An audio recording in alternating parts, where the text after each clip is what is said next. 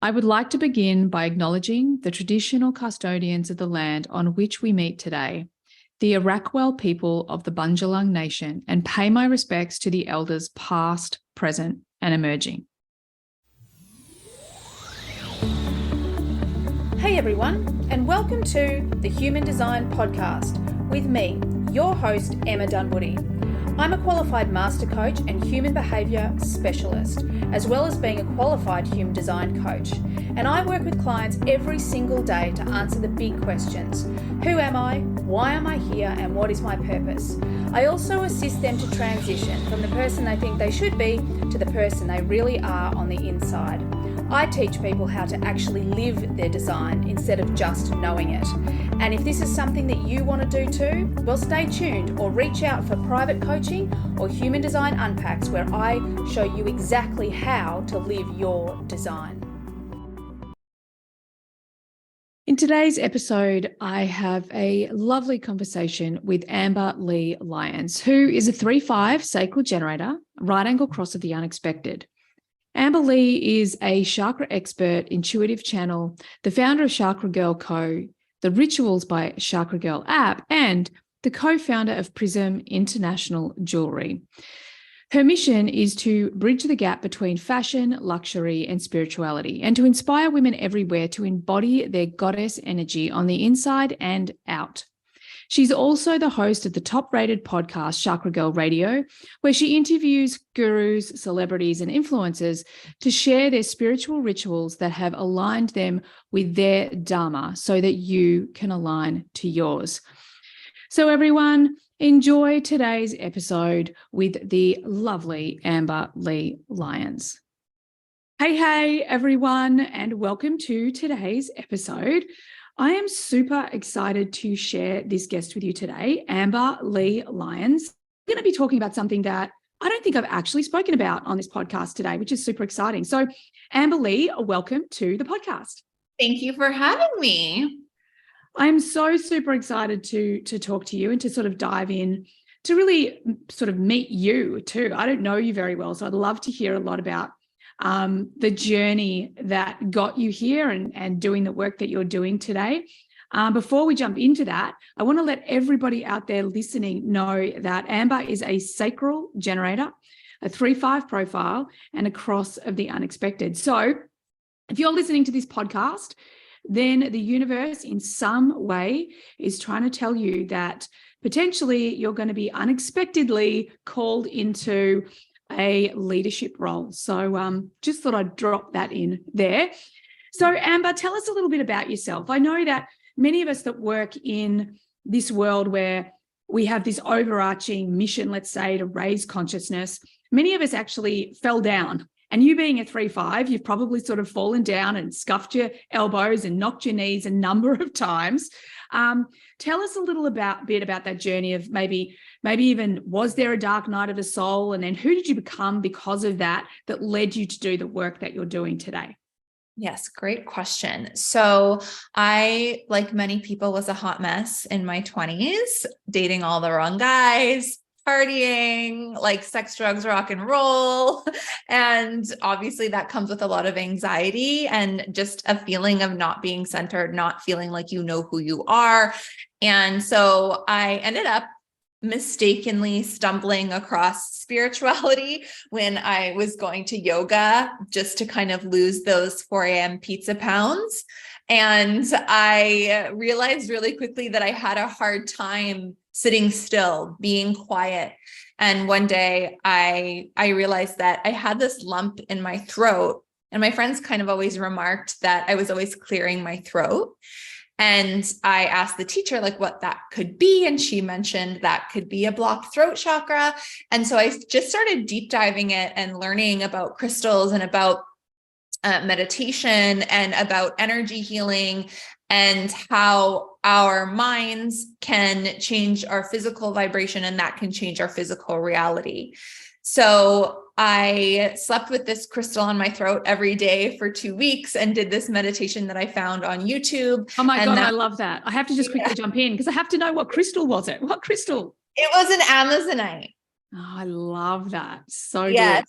Yeah. And my husband thought I was crazy. And like, no one was doing this at the time. This was, goodness, probably 15 years ago. So, I mean, I don't want to say no one was doing it. No one I knew was doing it. No one like me was doing it. So once I felt like I was like, had superpowers. I was like, oh, I used a rock to fix my throat. And everyone thought I was crazy, but I was like, why don't my friends know about this? Why don't girls like me know about this? And so and many of you probably know that your throat chakra is also where your potential lives. So by unblocking that, I felt this desire and urge to share that with the world and to show people that they can change their lives. Because at that time, I did not know I could change my life. I thought that I was going to need years of therapy and a sugar daddy to pay for it. And, you don't know that you're in control of your reality when you're in that dark place. Yeah. So I was like, okay, now what can I fix? And I was like, okay, I'm going to heal my sacral chakra. I'm going to fix this. I'm going to fix that. And every time I kind of dove deeper into it, I just found more power within me. And so I decided to create a jewelry company where I was calling it like chakra jewelry for modern girl problems. So I had like a hangover bracelet. I had a shopaholic bracelet, a he broke up with me bracelet. So it was all trying to make it relevant, fun, cool, attainable, approachable for the early 20, millennial who didn't really know much about this stuff. So I had so many people reaching out to me being like, I want to find my purpose. I want to launch a business. I want to quit my job. I want to do all these things. And what chakras do I need to unblock? So I was like, okay, I really need to dive into this more from like a mentoring kind of coaching perspective. I launched something called Chakra Girl Business School, where I showed people how to unblock their chakras while simultaneously building a business. Because, when you build the foundation of your business, you need your root chakra. When you build your brand, you need your sacral chakra. So it kind of brought them through all that. And it's just been through many iterations. Like you said, I've been knocked down and picked myself back up. I've blown it all up because I was bored and then picked up the pieces to rebuild something new. So it's hello, been through line 3. Yes, exactly. So it's been through many iterations, but that is the beginning. Oh, I love it. I love it so much. And I also love that it all started with the throat chakra, because you're a line 5, and the line 5 obviously sits in your design earth. A large part of your purpose, like how you're going to feel really fulfilled, is through the voice. Yeah. So it's just, I love it. Like you're talking your design. I think it's so beautiful.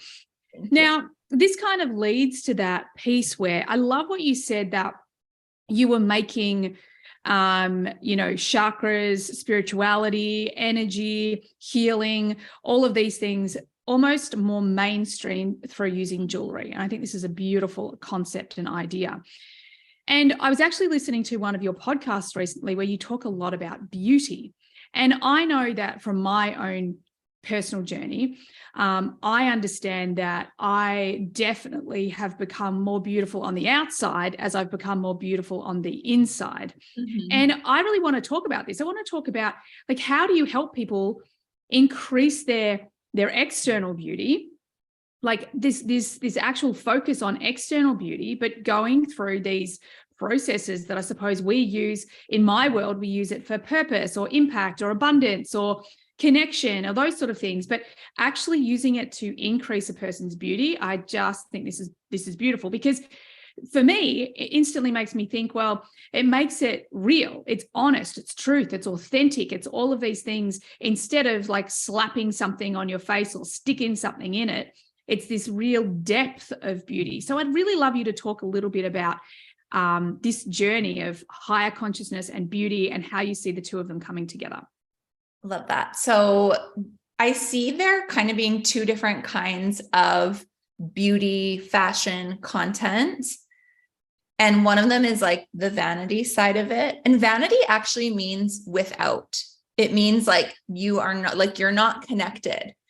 It doesn't actually just mean that you're like an asshole that's obsessed with yourself. It means that the word actually means without.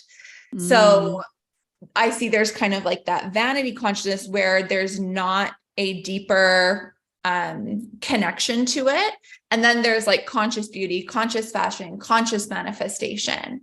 And when we are thriving for this next level of ourselves that is maybe more abundant, more beautiful, more fit, and we're doing it from a place of wanting that to be a reflection of what's on the inside, then that is from a place of consciousness.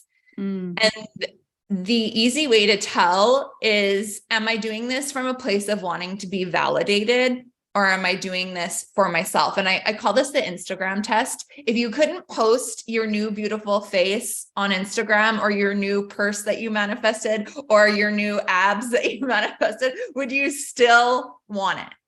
Yeah. And I'm not saying that it's bad. Like, at the end of the day, we're humans born into a marketing machine, and we are going to have these unconscious desires that make us feel like we'll be more valid, more worthy if we look a certain way. And to acknowledge that, and to be like, okay, I know that some of this is programming, and that's okay. I accept myself. I love myself. This is where I am. But then to say, what is the heart of that? I always say, find the God in it. Where's the God in that? So I know that when if I wasn't even trying to look more beautiful, be more rich, manifest more, lose weight, if I wasn't even trying, but I was being my best self, what would that look like? Okay, I'd be going to bed at a reasonable hour. I'd be waking up at a reasonable hour. I'd be moving my body. I'd be eating healthy. I'd be loving myself so much that I took time to rest and to pause. And I would be having bubble baths, and I would be taking care of my skin, and like all the things that we don't do when we're busy or stressed or overwhelmed or feeling bad about ourselves. So if our only focus was to treat ourselves the best way possible, we would start to see those physical changes. So if we can just shift the drive behind it and do it from a place of intentionality, then A, the results come more quickly and they actually stay. And B, you feel better, and you create these like lasting habits in this completely different lifestyle. Like, it's one thing to slap a Band-Aid on it, and yeah, like you said, like, get that tummy tuck or whatever, like, no shame if you've done that, but it's the consistency. I always say consistency is what creates quantum leaps.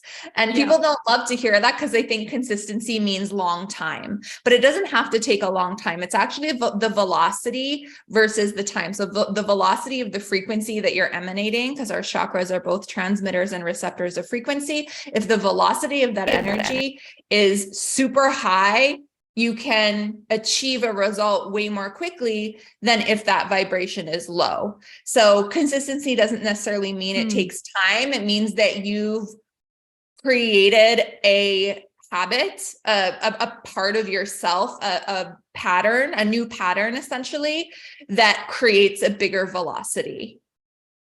Oh, I love that. And I might want to come back to velocity, but I actually want to go back a little bit, because I love what you were talking about when you was talking about vanity and this piece, like, without.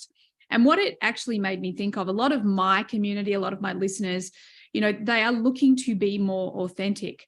And I think one of the things that we know about vanity, maybe it's unconscious for many, but it nevertheless, it's still true, is that maybe vanity is something that is more about hiding something. It's more about being able, like, that without is that I don't have what I need, or I am not enough as I am, and that like hiding behind. So it's that piece where you hide behind. And I think that this is what is so important, is like real authenticity is the courage to be honest. Be honest where you are in your life, be honest to who you are, what you want, be honest when you make a mistake, be honest at, how you want to feel and what you want to create and how you want to manifest. And I think that this has so much to do with this velocity piece that you're talking about, because as long as we're trying to hide something, or we're shaming something, or we don't want anyone else to know, yet we're saying, I want to be the most authentic version of myself at the same time, this kind of slows the whole process down, and it keeps us really disconnected from that true beauty that lies within us, Would you agree? 100%. And like, at the end of the day, the only person you're ever lying to is yourself. Yeah. And when you are like, and it's interesting that you said, like, hiding something, that's masking something. So when you're masking something, You're literally like masking your beauty. There's like a fake veneer over like the beauty that's actually within you. And that can't last. That's not sustainable. So when I think of people that are living inauthentically, they're not facing their shadows. So if we don't face our shadows, then guess what else we're not facing? The truth around us. I don't know if you've noticed this as well, but people that are like really sucked into the matrix, they're the same people that aren't doing their shadow work. And they're the same people that aren't taking care of themselves physically. Or if they are taking care of themselves physically, it's from that vanity perspective, or it's from that obsessive perspective. The people that are running, 20 miles a day to run, like I'm always like, what are you running from? Like, yeah. Yeah. It's the addiction to, Yeah. the addiction to what they think they're going to get or what they're doing. Or I totally get it. Yeah. So there's at the end of the day, that's exactly it, is that true beauty, true abundance, true happiness comes from truth, comes from being completely 100% real with yourself, facing the things about yourself that you don't love, facing your shadows, working through them. And that's the only way that you can be real, because you can't be real when you've shoved everything under the carpet. Yeah. And I love that. I think one of the things as well is that, our greatest bravery and courage comes from our ability to be vulnerable. And vulnerability is an honesty piece. It's like self-integrity. It's that ability to say, I see this, I feel this, I know this, even though you have that fear of being judged. And I think that, as you say, there are so many people out there that are walking around not willing to look at those pieces of themselves. I also think there's way too many people out there spending way too much time looking at their shadow. My background is... I 100% agree with that as well. I always think you're not meant to sit in it and live in it. You're meant to face it, do your little ritual, acknowledge it when it comes up, and then your muscle memory will retrain to choose a new reaction when it does come up. That's all you need to do. You don't need to sit there and sit in your shit. Yeah. And I love that, because I think it's one of the things also, this comes up in my community a lot, where people are like, okay, I'll just go away and do my this work or my belief work or my shadow work or my whatever. And I'm like, we have tools for that. However, what we need to be doing is focusing on the human that we want to become, who our future self is. What's the impact that we want to have? What's the legacy that we want to leave? We have to think about that part, and we want to be more focused on our potential than the things that are potentially holding us back. Because I think that there's a massive misnomer that people think we need to fix our shadow or fix these things about ourselves, and we really don't. We just need to integrate it. So we need to stop shoving it away and just look at it and be like, okay, buddy, come in. We need to talk about this, because you got to stop driving the bus. We need to be here together. So I love that. And I always say you can't fight resistance with resistance. If you're continuously pushing it, trying to fix it, you're actually feeding it. You're giving it 100%. 100%. So, just look at it, love it, and it'll slowly dissipate, and then it'll come back one day when you least expect it, and then you'll do all the work again. And which is fine, which is what everyone's doing, raising consciousness is not a linear process. It's a spiral process, Well, I almost think too, if you have something that comes back, it's almost like, oh, okay, I must have reached a new level, and now it wants to come, make sure I've got everything tuned for this new level. So it's maybe we could just be grateful when they bounce back, because that means we've reached a new level. Yeah, I love that. And also who we've become in that time. So when we're faced with potentially, one of the mentors that I had done a lot of her work a long time ago, she's always like, next level, same devil, it's the same. But the beauty of it is that you get to turn up and go, hey, I know that I'm not afraid of you anymore. I actually know that if I lean in and I do the thing, that I can move past this, that you're actually here to teach me and grow me and evolve me, not stop me, block me, and keep me small. And I think a lot of people this eclipse season were feeling that. I know. Oh my goodness. I don't know. Worthiness issues. You again? You're And I'm like, okay, yeah, you'll probably always be here in some level. Yeah. And I suppose it's that piece, like it's also your greatest teacher. You're here not only to heal that in yourself, but to be able to lead others and help them heal it in themselves. So especially as a line 3, that's why people are probably so drawn to you, because you're not just leading, you're not just teaching, you're actually coming from this place of, I've actually walked in those shoes as well. And that is so appealing to people. Yeah.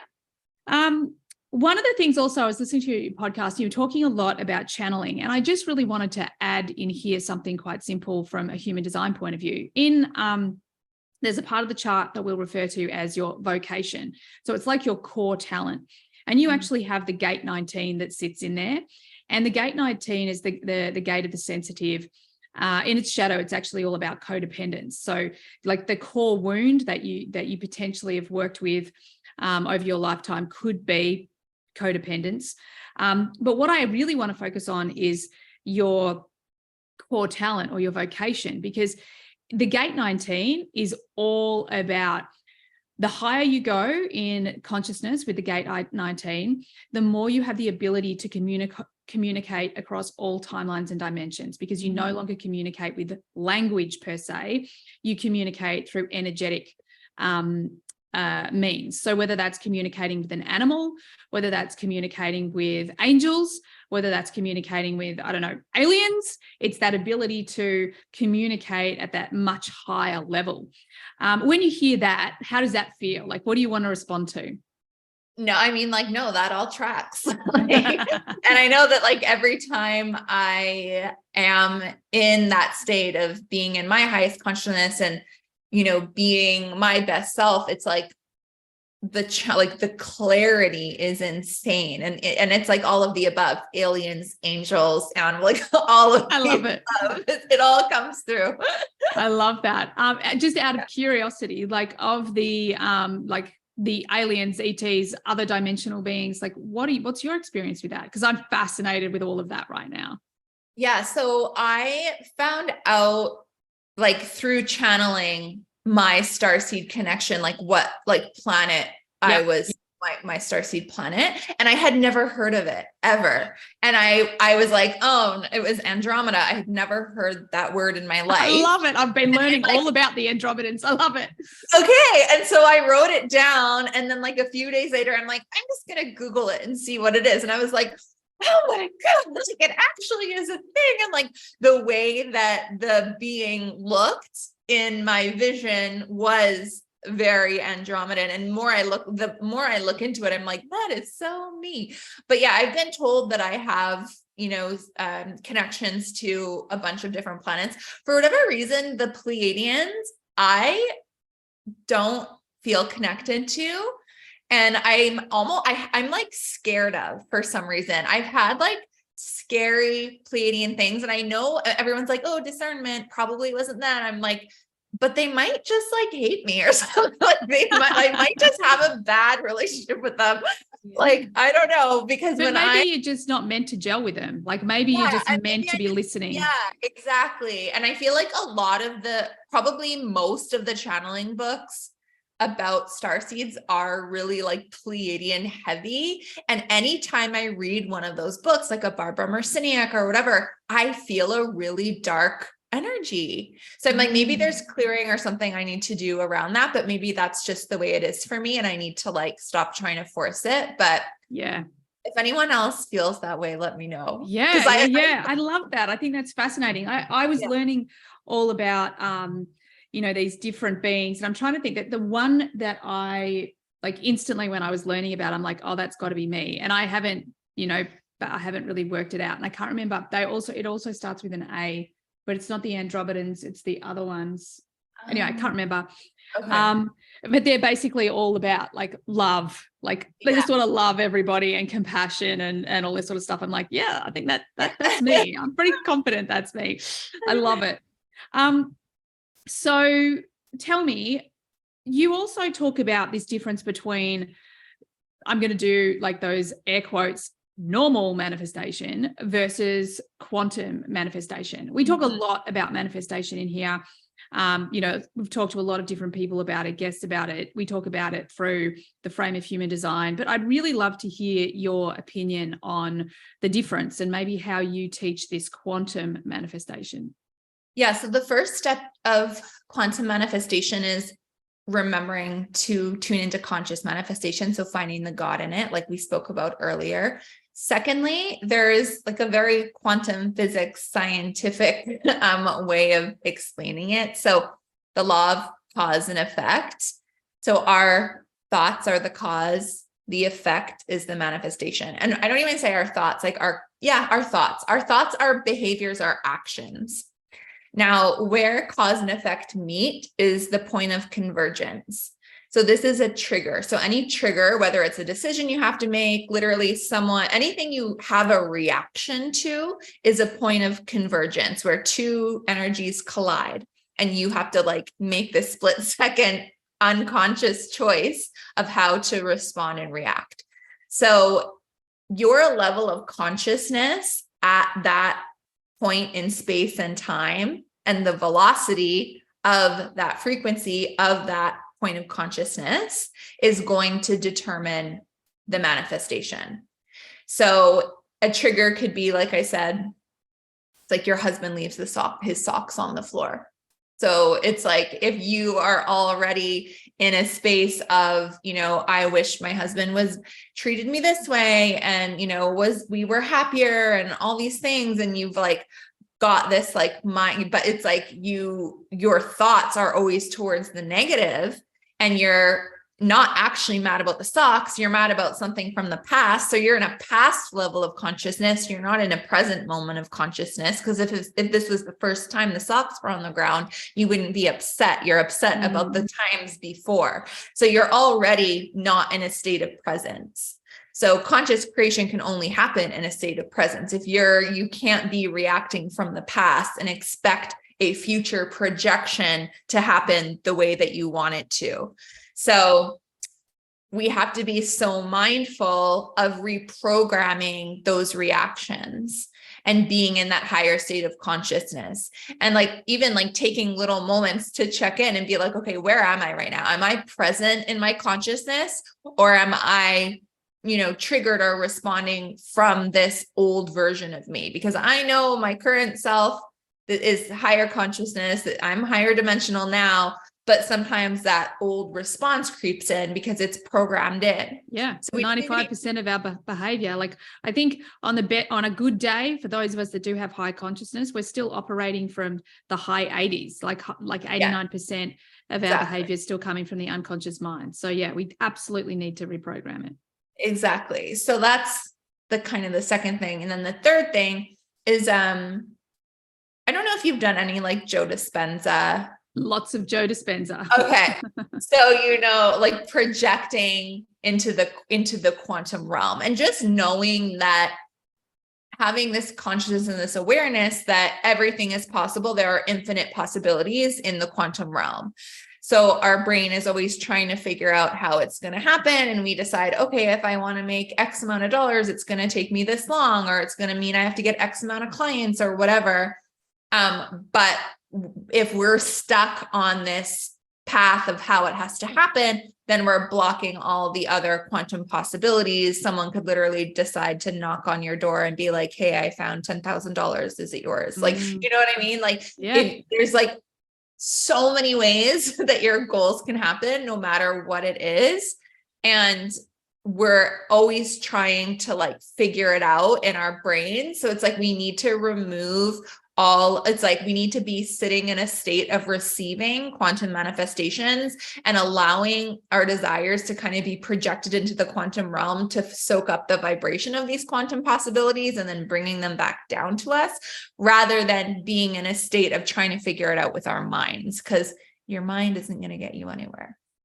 No, and I think it's that one of the things that was a real game changer for me was understanding that like our soul and our consciousness has access to the whole, right? Yeah. So to the collective consciousness, to source, spirit team, other dimensions. Whereas our brain, where there's all this knowledge and the mechanics of the unconscious mind, it has no access outside of this individual. So exactly what you were talking about, what's so important to understand is that this is why so many people in the spiritual world, in the manifestation world, why even I talk about it a lot, like things like surrender and letting go are so important. It's not, just that process of surrendering or letting go. It's because the moment you allow the mind to create how specifically things have to manifest, then exactly as you say, we're squashing the quantum possibilities, which means that the magical person knocking on the door with $10,000, that just can't happen, because like our supercomputer that's literally giving us, it's almost like we're like the supercomputer is plugged into the quantum, but the two don't necessarily communicate so well. So I love that. I think it's so super important when we are understanding that like miracles can happen. That's a word that I use all the time. Like, exactly. and all a miracle is something we thought wasn't possible a moment before, you know? So yeah, I just love that. I really love that. So how would you, let's say people, they're like, yep, I definitely want to manifest. Here's one for you, because I want to bring it back to this beauty piece. I want to manifest greater beauty. I'm like, for myself, like I'm 48. So a lot of the audience, let's say they're mid 30s.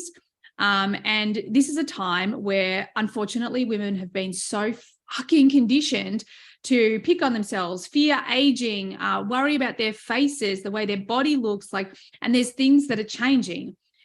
How would you help people manifest like deep beauty that's expressed externally, but using these processes to actually fall, because I would imagine this is what has to happen, is to fall more deeply in love with where you're at and where your body's at, and all of those things. So that was a really big, wide open question for a generator. So let me bring it down. Like, how would you help people manifest greater beauty, especially through the frame of aging?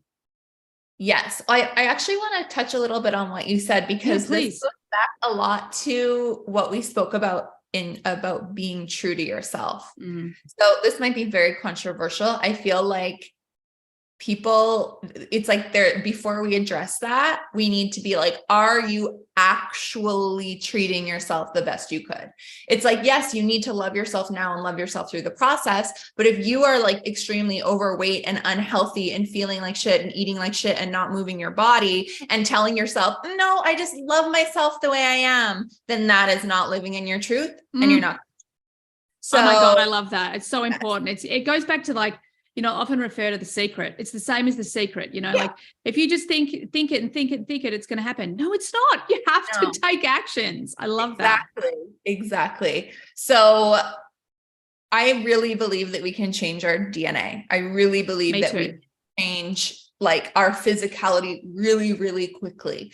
And I'm going to speak for myself. I, have been knocked down, and I like really kind of just decided to completely retire from my business a couple of years ago. And then I moved, and like, I had this complete ego death and everything was crazy. And I slowly like have come out of it. And it was like taking me forever. I'd like put on 12 pounds and I was like, okay, I need to like get this off. And the only thing that works is being consistent with your spiritual work. Because if you are not consistent with your spiritual work, you are not going to have the energy and the capacity to do the things like I don't even like meal prep, but like planning your meals, cooking your meals, exercising. Like, so number one, be true to yourself. Number two, you have to be consistent with your spiritual exercises, because I always say, like, when you're connecting to source, you are literally having God move through you. And when God is moving through you, some people don't like that word, source, universe, spirit, whatever you want to call it. Whatever works for them. Yep. Yeah. When it's like moving through you, that is changing your physicality. So that alone, it's like, if you can get your mind out of, no, I need to work out X amount and eat X amount of calories, like you need to release that. I love that. Can I jump in just quickly? Yeah. The reason why I want to jump in is because for me personally, I've always been a very sporty, athletic, that sort of person. But for many years, I was doing it to lose weight. Yeah. And oh my God, I just was like, why can't I just lose that extra bit or whatever? And then, it just got to that point where I was like, oh, screw it. I'm just going to do whatever I love to do. And I'm going to do it for the fun of it. Exactly. And obviously I changed my mindset. I've always been a very healthy eater since my late 20s, all of these things. But yeah, like what you're saying, this is the thing, is like, it's how you frame the way you see your body that is, or do you see the exercise or you see the food? Like if you're eating a salad and you're like, this is the worst thing I've ever tasted, I hate it, it's like, it's not going to be helpful.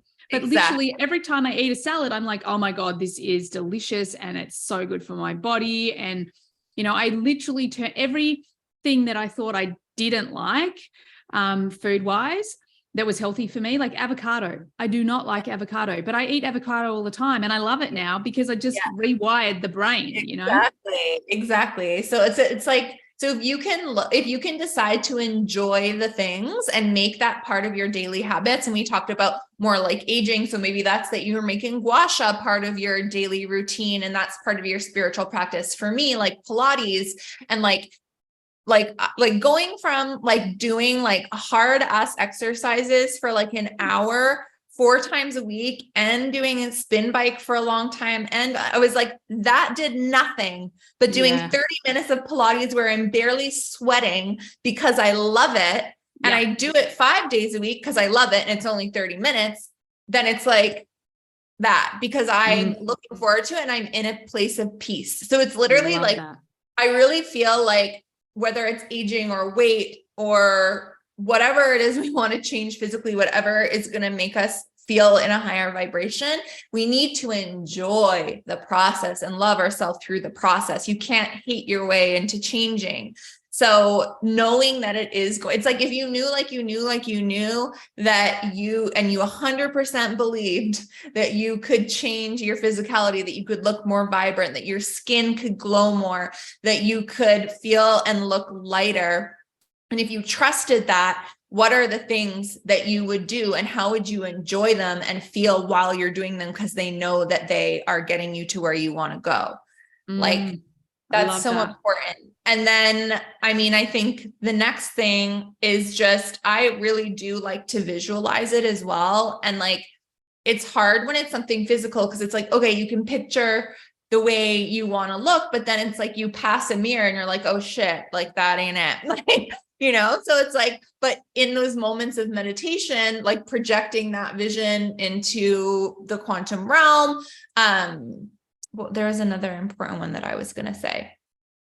Oh yeah. Just the kind of number one thing that's kind of similar to what I was saying, but the version of you that was already there, how would she be behaving, acting, speaking, thinking, moving her body? Like, what would she be doing if she was already there? How would she be vibrating? Because if you are acting, thinking, behaving, taking action as, being in the same purpose as that version of you that was already where you wanted to be, then you would already be operating as her and your body would have no choice but to transform into her.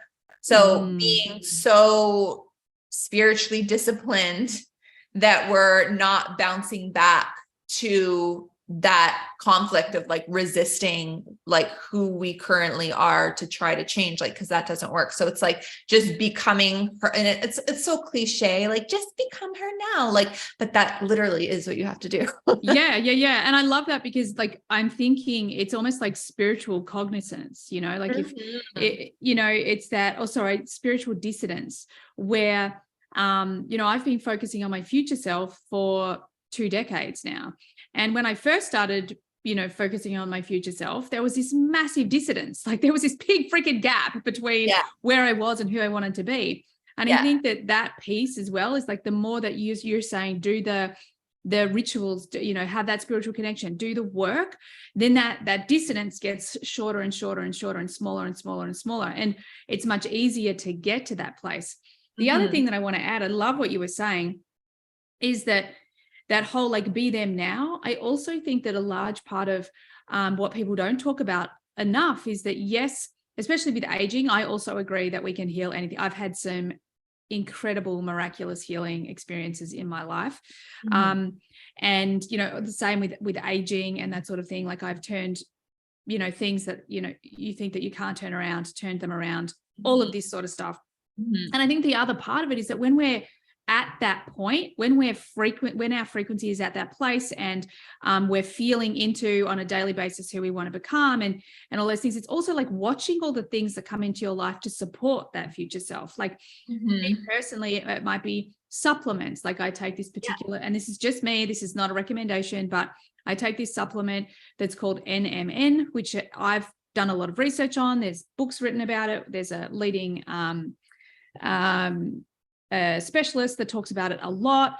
And, I think also when we're doing this work and doing all the things you're talking about, like we also need to pay attention to what I call the external clues, because if there's something that you need that is external of you, it's coming, it's there, it's there for you, so you can pick them up. Yeah. You want to respond to something? Well, I know. I wanted to say, like, the number one thing is that there is no one size fits all. You have 100%. To clue into your own intuition to be like, what doesn't feel, because someone asked me, okay, like, what are your number one things that you do I'd be like, I eat smaller portions. I don't eat past a certain time. I focus on high fats. Like, I use XYZ skincare. Like, those are the things that I do. And I also like always repeat in my head, like forever 26, I'm 36, but I always say forever 26, forever 26. Yeah. But it's like, how did I tune in to do those things? Because I do my practice every day, and I'll ask spirit, I'll ask the aliens, I'll ask whoever I'm tuning into, what do I need to do to feel my best today? And when I do that, I end up looking my best. So it's like, it's going to be different for everyone. And I think we need to do a better job. I said, like, imagine like we tuned into spirit and asked a question as often as we like checked our Instagram, like as often as we wanted that update to be that. Like, what's everyone else doing? It's like, no, what do I personally need? And if we did that, even just 5 times a day, you probably check your phone 100 times a day. If you did even just 5 times a day, close your eyes and be like, what do I need right now? Oh, I feel like I should probably drink more water. I realize I kind of have a dry mouth. Okay. My body needed more water. Then my skin's going to look better. You know what I mean? Like we don't do that. I love that. Yeah. I love that. What a brilliant habit to pick up. Like instead of checking your Insta, go check in with yourself. Exactly. It takes 2 seconds. What do I need right now? Like, that's it. Oh, I love it. I love it. I love it. And I'm going to leave it on that, because I think that's a beautiful habit for us all to pick up. So Amber Lee, how can people find you? Where do they get to listen to you? Where can they experience you? Yes. So Instagram, I'm at Chakra Girl Co. I also have a meditation app where I actually have like physical transformation, manifestation rituals. Amazing. Healing rituals. It's called Rituals by Chakra Girl. You can find it on the App Store and Google Play, and you can get a free 7-day trial. Website is Chakra Girl Co. Podcast is Chakra Girl Radio. It's like just chakra. Everything is Chakra Girl. I love it. Easy to find. Yeah. Well, thank you so much for being here. I've loved every second of our conversation. And I trust the listeners. I trust you guys got what you needed from today's episode. So thank you, Amber Lee. Thank you, everyone, for listening. And I look forward to having you on the next podcast. Bye for now. Thanks, everyone, for being here all the way to the end of the podcast. I hope you got lots of value out of it. I certainly had a lot of fun doing it. Could I please ask that you share this podcast with friends if you found it valuable? And also, bonus points, could you leave a review for me as well on Apple? It would be greatly appreciated. If at any point you would like to be on the podcast, or you've got questions that you'd like me to discuss on the podcast, by all means, get on my socials and DM me. Everything you need is there in the show notes. Have an awesome day. Bye for now.